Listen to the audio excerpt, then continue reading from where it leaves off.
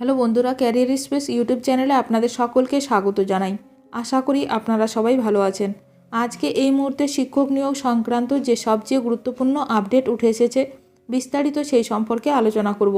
তাই ভিডিওটি অবশ্যই শেষ পর্যন্ত দেখবেন নিয়োগ সংক্রান্ত অনেক নতুন আপডেট পাওয়ার জন্য। যারা চ্যানেলে নতুন তারা চ্যানেলটিকে সাবস্ক্রাইব করে পাশে থাকা বেল বাটনে প্রেস করে অল নোটিফিকেশানটিকে অন করে রাখবেন, কারণ এমন ধরনের লেটেস্ট আপডেট নিয়ে এই চ্যানেলে সবসময় ভিডিও আপলোড করা হয়ে থাকে। বিষয়টি আমি দেখব। 26,000 চাকরি নিয়ে সুপ্রিম কোর্টের দ্বারস্থ রাজ্য, কবে শুনানি, কি বললেন বিচারপতি? সুপ্রিম কোর্টের নির্দেশে চাকরিহারা হয়েছেন 26,000 শিক্ষক শিক্ষাকর্মী।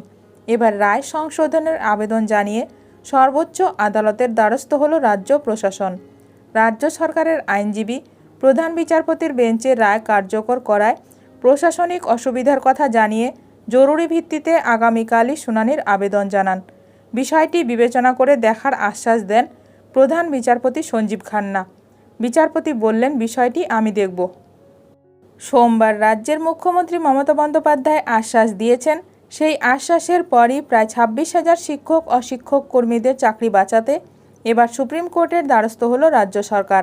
রাজ্যের শিক্ষা ব্যবস্থাকে অব্যাহত রাখতে জরুরি ভিত্তিতে আগামীকাল বুধবারই মামলার শুনানির আবেদন করেন রাজ্যের আইনজীবী।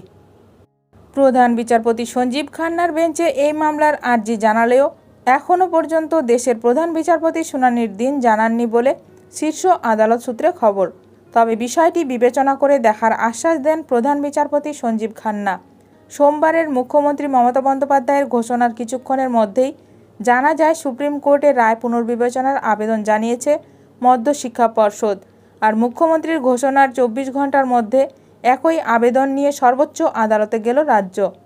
রাজ্যের তরফে আবেদনে জানানো হয়েছে, সুপ্রিম কোর্টের রায় কার্যকর করতে প্রশাসনিক সমস্যা হচ্ছে।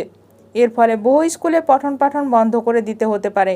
বহু স্কুলে ইতিমধ্যে বন্ধ হয়ে গেছে পরীক্ষা, যার ফলে ছাত্রছাত্রীরাই বিপাকে পড়ছে। একই সঙ্গে দ্রুত শুনানির আবেদন জানিয়ে বুধবার এই মামলার শুনানি করার আবেদন জানানো হয়েছে। এদিকে এসএসসির অতিরিক্ত শূন্যপদ তৈরি নিয়ে সিবিআই তদন্তে স্থগিতাদেশ দিল সর্বোচ্চ আদালত। এসএসসির অতিরিক্ত শূন্যপদ তৈরি নিয়ে সিবিআই তদন্তে স্থগিতাদেশ।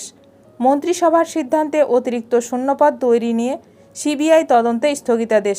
সিবিআই তদন্তে স্থগিতাদেশ সুপ্রিম কোর্টের। অতিরিক্ত শূন্যপদ তৈরি নিয়ে শুরু থেকেই বিতর্ক হয়, তবে এবার সুপ্রিম কোর্টে বিরাট স্বস্তি পেল রাজ্য সরকার। এখন দেখার বিষয় আগামীকাল শুনানিতে কী গুরুত্বপূর্ণ রায় দেন বিচারপতি। ভিডিওটি ভালো লাগলে অবশ্যই লাইক করবেন। আজকের ভিডিওটি এখানেই শেষ করলাম। নতুন কোনো আপডেট নিয়ে দেখা হবে নেক্সট ভিডিওতে।